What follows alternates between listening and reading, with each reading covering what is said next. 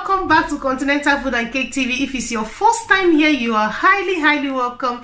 In today's video, I'm going to show you how to make chin chin. Yes, does it sound funny? This chin chin is so delicious and you cannot resist it when it's in front of you. It tastes so yummy.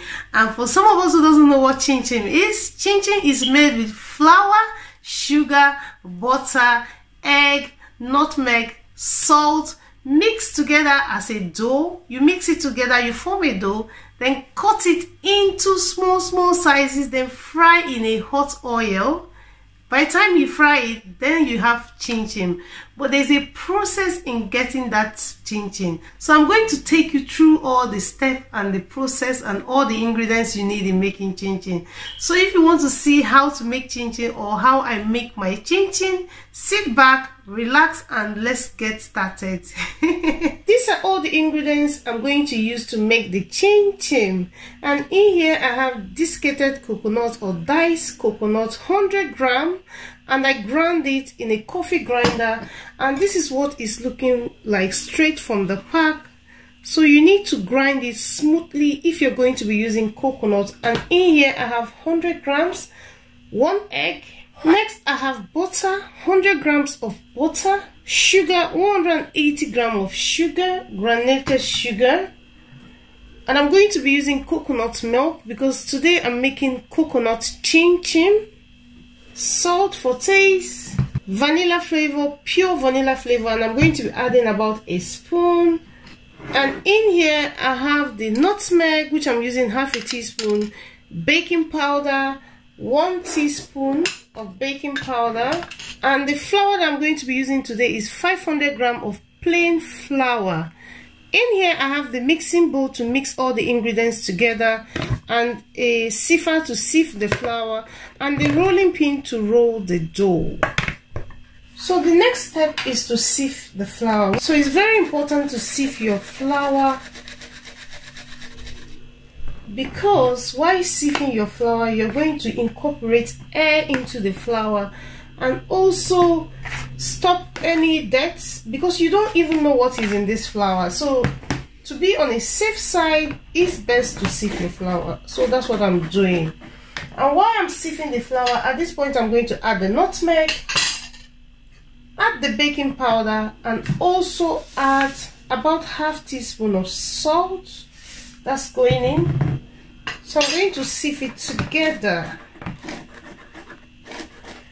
and it just takes a couple of minutes. Between 1 to 2 minutes you finish sifting the flour. So I'm done with that.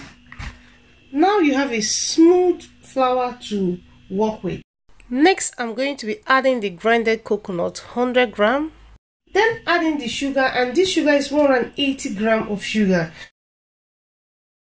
Next I'm going to add in the butter, and with a clean hand I'm going to mix it together until it's well combined. And the butter that I'm using today is soft, in a room temperature. And please use butter because butter is more healthy than margarine. So I'm going to mix this until it resembles something like a breadcrumb. And if you notice, I'm not using a lot of butter because I'm going to be frying this in a deep oil. And in case you don't want to use the coconut to make your chin chin, all you need to do is leave out the coconut and measure your flour, 600 grams of flour. The coconut added into your chin chin, oh my god, it tastes so yummy. So please try it if you like the coconut. And to add even more flavor to the coconut chin chin, I'm using coconut milk. Add it in, but I'm going to be adding little at a time. At this point I'm going to crack in the egg. I'm using 1 egg. Pour in the egg at the center of the dough. Add a little bit of vanilla flavor. This adds flavor to your chin chin. So I'm going to mix that in. With the chin chin, the way you mix your dough determines the end result. So if you want a chin chin that is crunchy, you have to make sure that your dough is firm. So the amount of coconut milk I'm going to be adding is just little, small at a time, because I'm going for crunchy chin chin and my dough has to be firm. So next I'm going to add a little bit of the coconut milk. I'm not using all of it. You can see what is left there. I'm going to be cleaning my work table because that step is very important. You need to clean your work table, then pour in the dough in the work table. I'm kneading the dough in the work table. You can see what the dough is looking like. It might be looking like you need more milk or water. No, you don't need more. If you're going for a crunchy chin chin, you can see what the dough is looking like. You need a dough that is firm. If you're going for crunchy chin chin, your dough has to be like this. Because if you add more liquid or more milk, it's going to affect the crunchiness.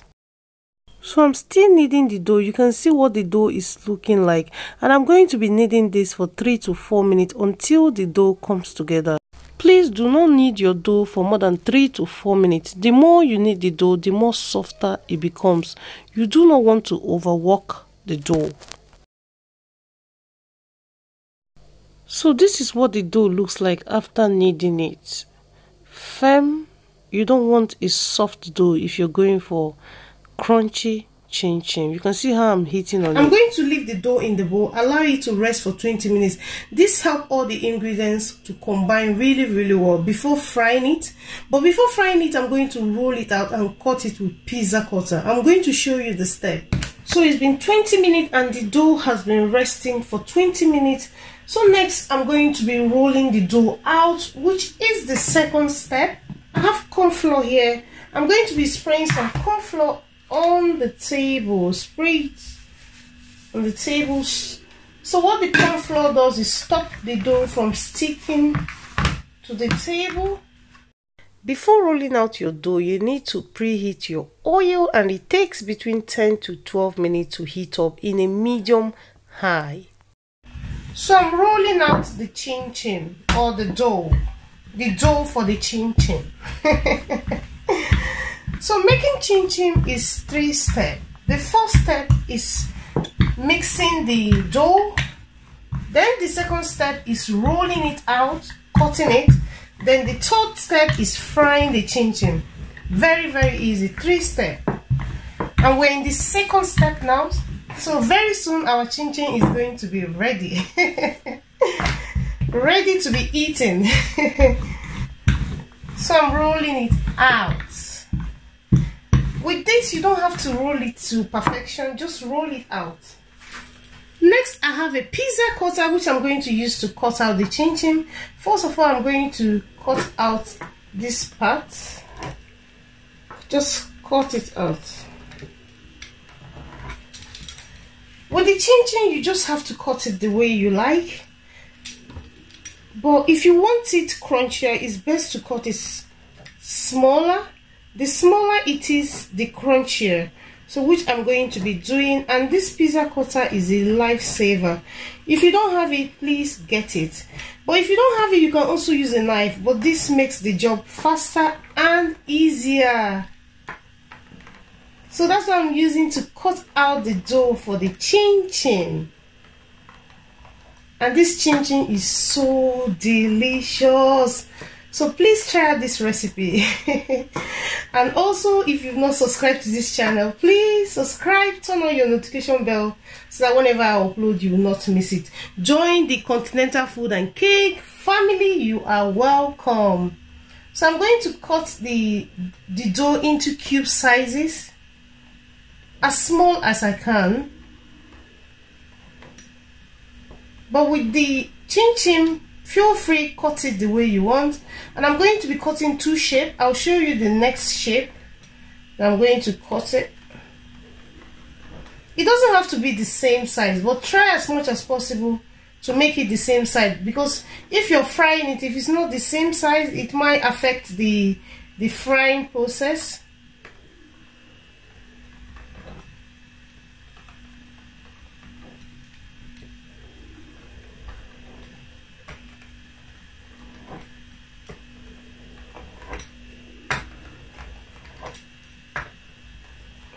So did you see that? Very easy and simple. Next, I'm using a bench scraper to pack the dough ready for fry. It's easier to use that. It's a lifesaver. You just scrape it with that and it's going to pack the dough for you. Makes the job so easy. Next, I'm rolling out the dough to cut out the second shape, and I'm going to show you how I'm going to do that. But I'm rolling out the dough first. So I'm going to cut that out and roll it out even the more.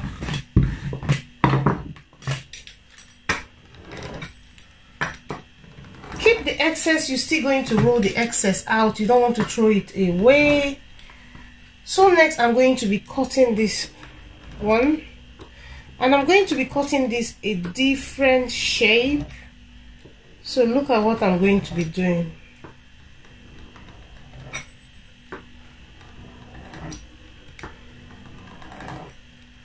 You can be creative with this. You don't have to do the same cutting. You can just be creative with it.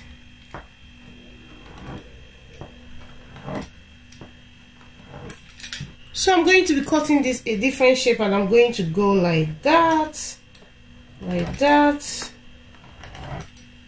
So this is going to give it a different shape.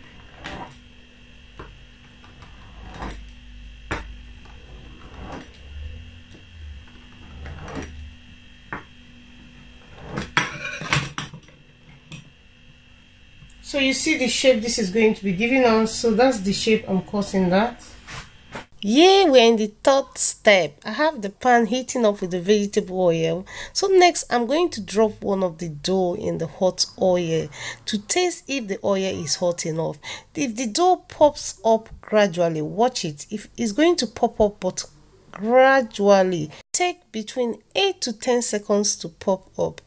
Did you see? It just popped up. That's a sign that your oil is hot enough for you to fry your chin-chin.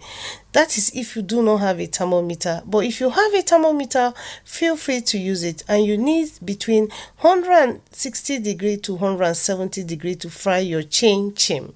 So I'm dropping the chin-chin or dough. I think it's chin-chin until it's fried.